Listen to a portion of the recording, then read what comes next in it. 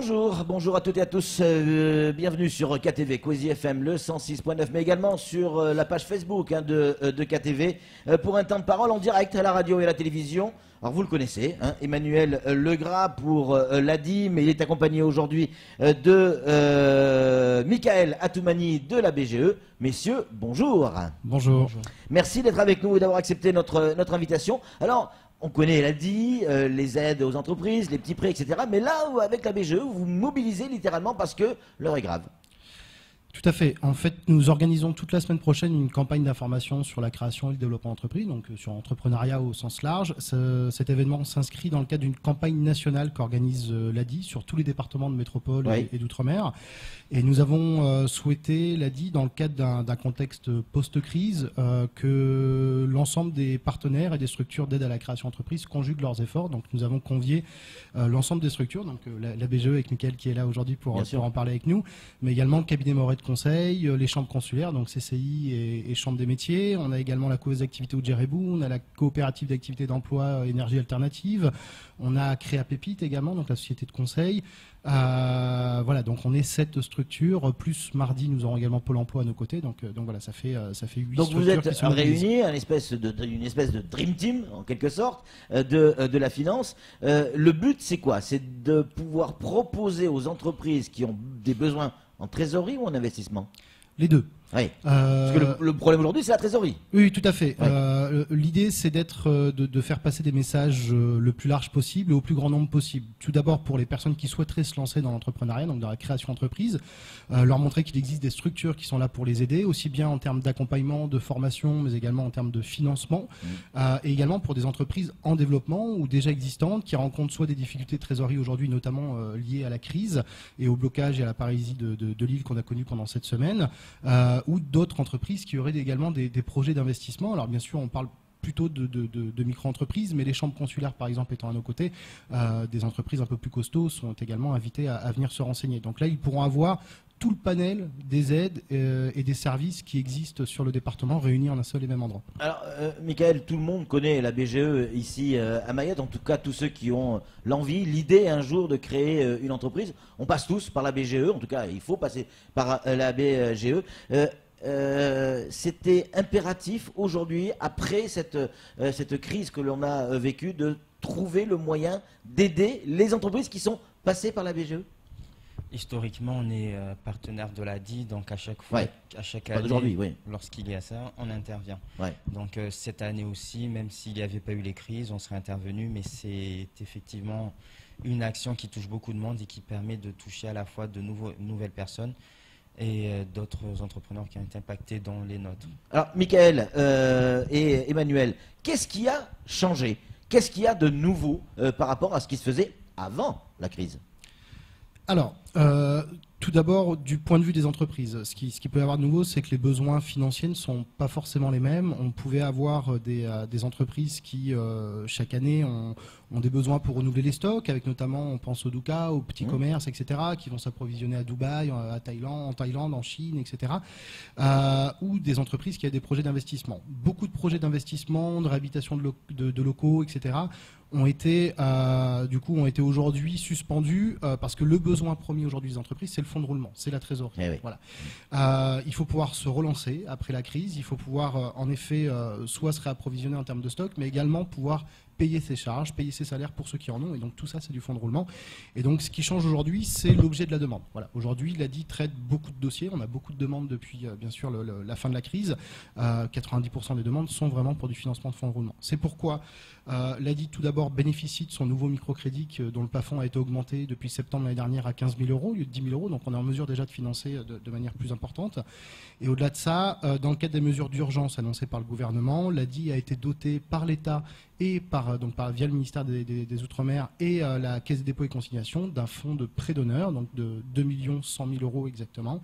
Ça, c'est en plus de ce que fait la CCI avec la plateforme Initiative? Tout à fait, sachant que l'idée étant que les deux interventions soient complémentaires. Initiative Mayotte s'adresse à un public, on va dire à des entreprises un peu plus costauds que l'ADI, souvent avec des salariés, qui sont notamment des entreprises bancarisables. C'est-à-dire que normalement, le prêt d'honneur de la plateforme Initiative Mayotte doit faire effet de levier sur un prêt bancaire. Alors là, jusqu'à un certain plafond, 15 000 euros je crois, ils ont décidé dans le cadre d'un contexte de crise et juste de manière exceptionnelle, puisque normalement leur statut ne le permet pas.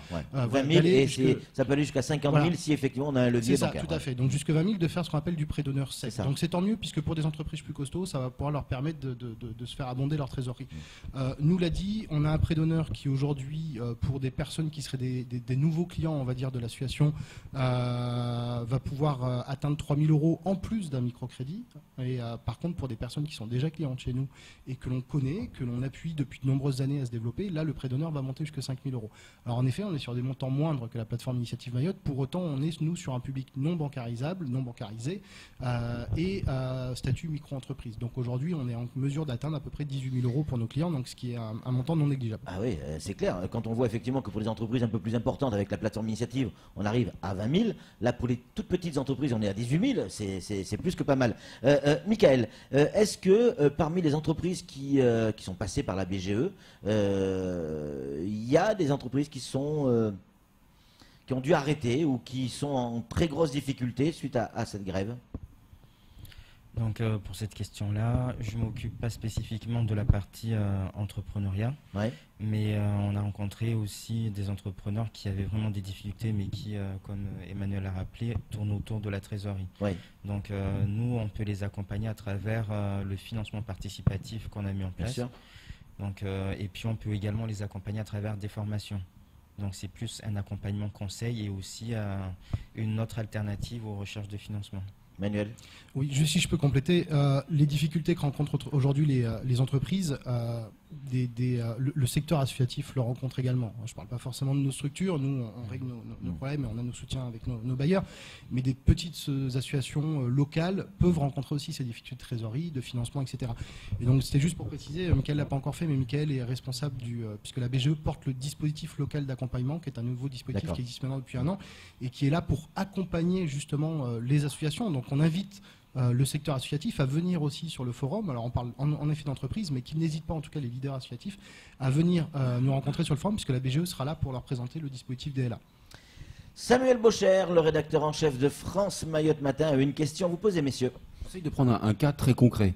Une entreprise qui existe depuis longtemps, qui navigue entre la TPE et la PME, c'est-à-dire un patron, un salarié, mais qui est obligé de s'en séparer à cause de la crise, qui réalise un chiffre d'affaires de 400 000 euros, grosso modo, ce qui est pas mal, mais qui ne peut pas employer ou qui n'a plus de trésorerie.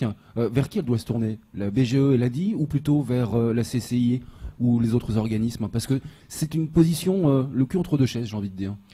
Alors, aujourd'hui, la CCI a pris l'initiative, et l'ADI et la BGE ont fait partie de ce collectif-là. La CCI a pris l'initiative de monter pendant la crise, enfin en tout cas vers la fin de la crise, la cellule de crise, justement, comme son nom l'indique, qui du coup constitue un guichet unique à la maison de l'entreprise et a vocation à renseigner les entrepreneurs, avec eux faire état de leur situation pour les orienter au mieux vers Initiative Mayotte, vers l'ADI, vers la BGE, vers les banques, etc. Donc déjà, j'inviterai en premier lieu cet entrepreneur à se rendre à la cellule de crise.